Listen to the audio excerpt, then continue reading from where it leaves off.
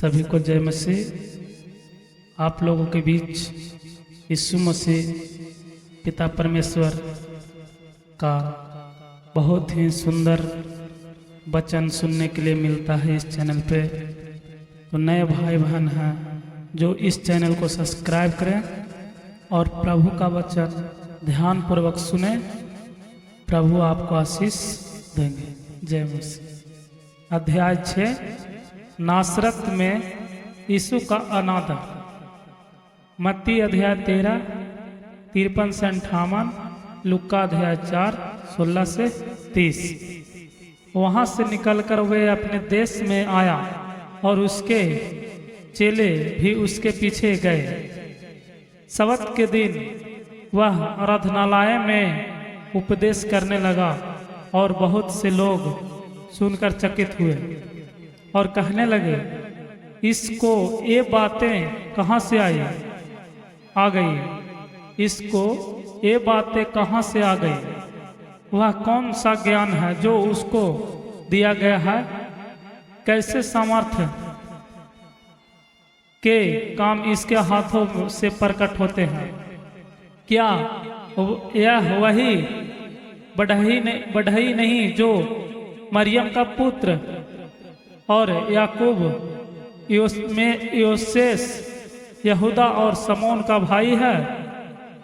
क्या इसकी बहनें यहाँ हमारे बीच में नहीं रहती? इसीलिए उन्हें उनके विषय में ठोकर खाई।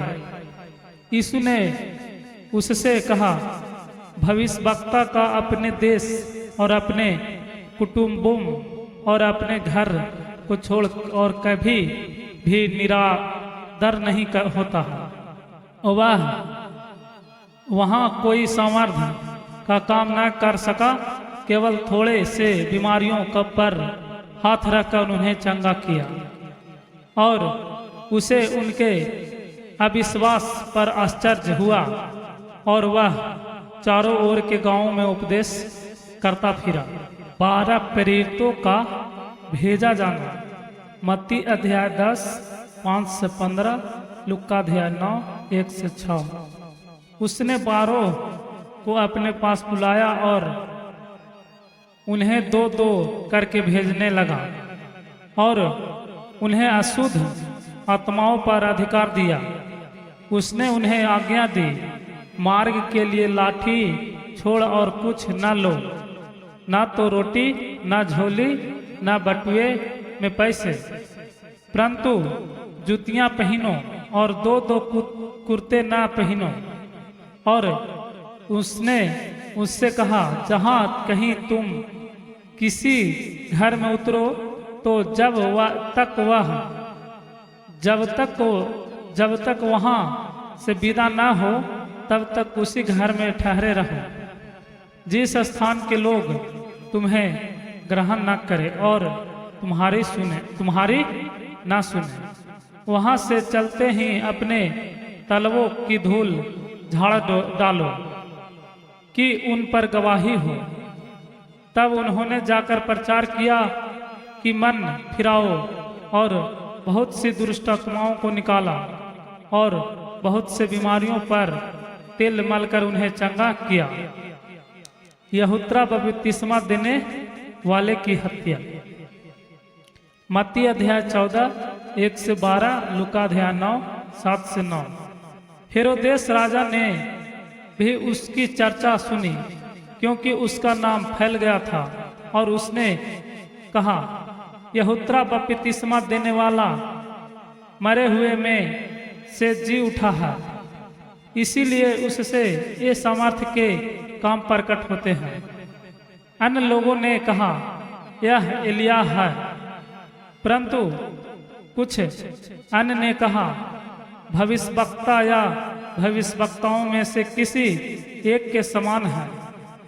हेरोदेस ने यह सुनकर कहा, जिस यहूदा का सिर मैंने कटवाया था वही जी उठा है। हेरोदेस ने अपने भाई फिलिपुस की पत्नी हेरोदियास के कारण जिससे उनसे विवाह कर लिया था, लोगों को भेजकर यहुत्रा को पकड़वाकर बंदीगृह में डाल दिया, बंदीगृह में डाल दिया था, क्योंकि यहुत्रा ने हेरोदेस से कहा था, अपने भाई की पत्नी को रखना तुझे उचित नहीं। इसीलिए हेरोदेसियास उससे बैर रखती थी और यह चाहती थी कि उसे मरवा डालें, परंतु ऐसा न हो सका, क्योंकि हेरोदेस यहुत्रा को धर्मी और पवित्र पुरुष जानकर उससे डरता था और उसे बचाए रखता था और उसकी बातें सुनकर बहुत घबराता था, पर आनंद से सुनता था। ठीक अवसर आया जब हेरोदेस ने अपने जन्मदिन में अपने प्रधानों और सेनापतियों और गलील के बड़े लोगों के लिए भोज किया, तो हेरोदियास की बेटी भीतर आई और नाचकर हेरोदेस को और उसके पास बैठे वालों को प्रसन्न किया। तब राजा ने लड़की से कहा, तू जो चाहे मुझसे मांग, मैं तुझे दूंगा। और उसने शपथ खाई, मैं अपने आधे राज तक जो कुछ तू मुझे से मांगेगी, मैं तुम्हें दूंगा। उसने बाहर जाकर अपनी माता से पूछा, मैं क्या मांगू? तो वह बोली, यहुत्रा बपतिस्मा देने वाले का सिर। वह तुरंत राजा के पास भीतर आई और उसने विनती की, मैं चाहती हूँ कि तू अपनी यहुत्रा बपतिस्मा देने वाला का सिर एक थाल में मुझे मंगवा दे। तब राजा बहुत उदास हुआ, परंतु अपनी शपथ के कारण और साथ बैठने वालों के कारण उसे टालना न चाहा। अतः राजा ने तुरंत एक सिपाही को आज्ञा देकर भेजा कि उसका सिर काट लाए। उसने जेल खाने में जाकर उसका सिर काटा और एक थाल में लाकर रख दिया और लड़की को दिया, और लड़की ने अपनी माँ को दिया। यह सुनकर यहुत्रा के चेले आए और उसके शव को ले गए और कब्र में रखा। प्रेरितों की वापसी और एकांतवास। मत्ती अध्याय 14 13 से 14, लूका अध्याय 9 10। प्रेरितों ने यीशु के पास इकट्ठे होकर जो कुछ उन्हें किया और सिखाया था उसका सब उसको बताया। उसने उनसे कहा, तुम आप अलग किसी एकांत स्थान में चलकर थोड़ा विश्राम करो, क्योंकि बहुत लोग आते जाते थे और उन्हें खाने का अवसर भी नहीं मिलता था। इसीलिए वे नाव पर चढ़कर सुनसान जगह में अलग चले गए। 5000 पुरुषों को खिलाना। मत्ती अध्याय 14 15 से 21, लुक्का अध्याय 9 11 से 17, यहुत्रा अध्याय 6 1 से 14। बहुतों ने उन्हें जाते देखकर पहचान लिया और सब नगरों से इकट्ठे होकर वहां पैदल दौड़े और उनसे पहले जा पहुंचे।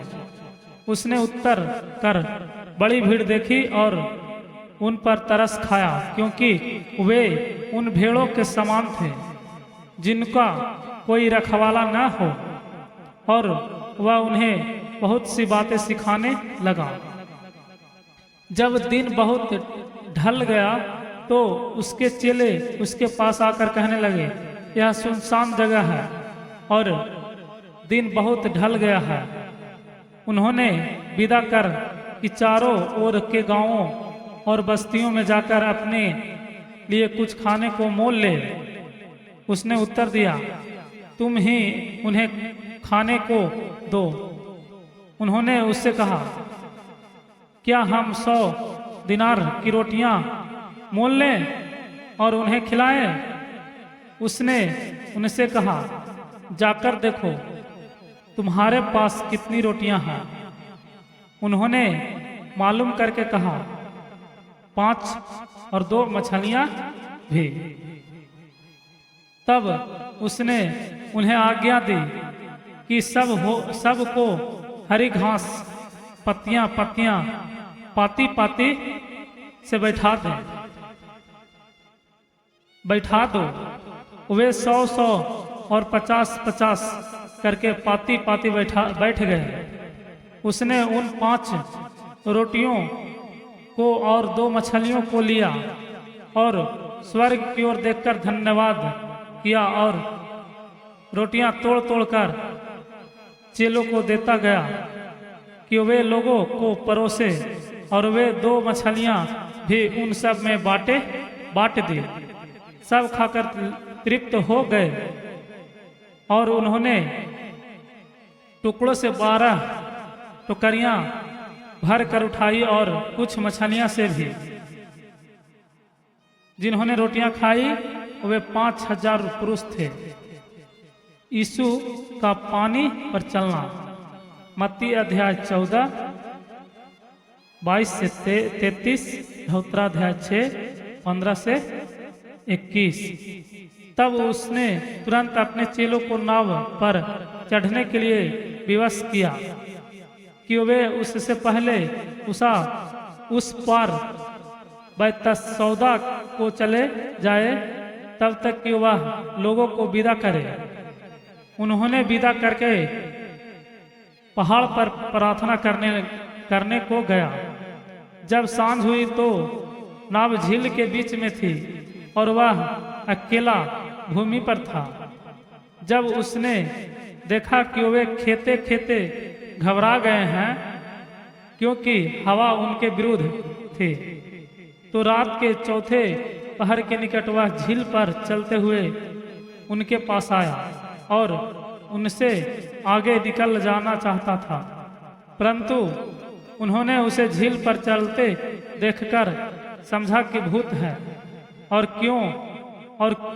चिल्ला उठे, क्योंकि सब उसे देखकर घबरा गए थे। परंतु तुरंत उनसे बातें की और कहा, ढांढस बांधो, मैं हूं, डरो मत।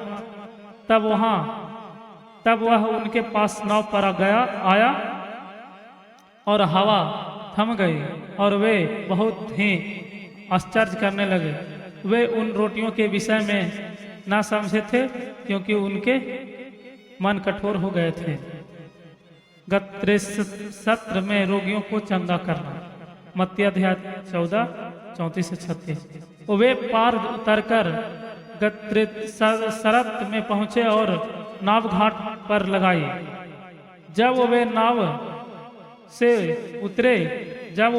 पर से उतरे तो लोग तुरंत उसको पहचान कर आपस के सारे देश में दौड़े और बीमारियों को खाटों पर डालकर जहां समाचार पाया कि वहां है वहां लिए फिरे। और जब किसी वह गांवों के नगरों या बस्तियों में जाता था, लोग बीमारियों को बाजारों में रखकर उससे विनती करते थे कि वह उन्हें अपने वस्त्र के आंचल ही को छू लेने दें, और जितने उसे छूते थे सब चंगा हो जाते थे। जय मसीह, हालेलुया। इस वचन को ध्यान से सुने। प्रभु आपको आशीष देंगे। आमीन। जय मसीह।